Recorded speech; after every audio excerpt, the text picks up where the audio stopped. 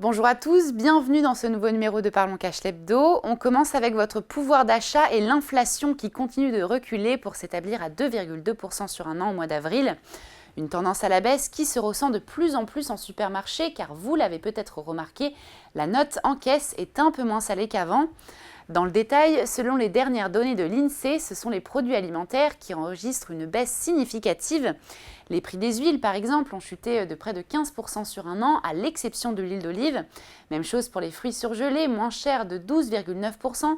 Les légumes, à l'exception des pommes de terre, qui affichent quant à eux une baisse de 4,7%. Et enfin, le poulet, lui, qui a baissé de 2,6%. En moyenne, les prix des produits alimentaires n'ont augmenté que de 1% sur un an et ont même légèrement baissé de 0,4% par rapport à janvier.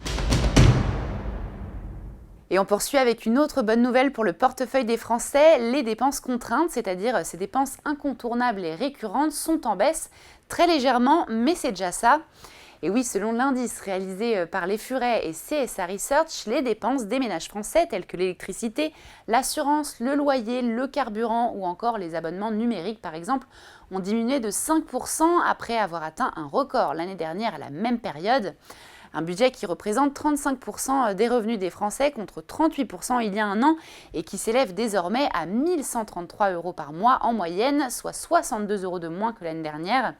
Une bouffée d'air pour les ménages dont il faut se réjouir même si des disparités subsistent, particulièrement chez les personnes vivant seules où ces charges fixes représentent encore 46% du budget et même 61% chez les classes moyennes inférieures âgées de 25 à 49 ans.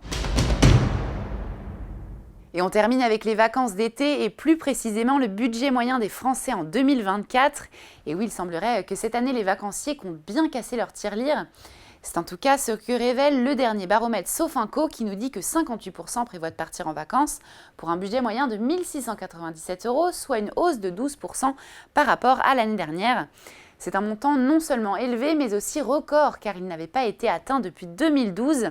A noter que l'inflation aura quand même un impact sur les vacances d'été pour 41% des sondés qui resteront quant à eux à domicile, principalement en raison de contraintes financières. Et voilà, Parlons Cash l'Hebdo, c'est fini. On se retrouve la semaine prochaine sur Boursorama.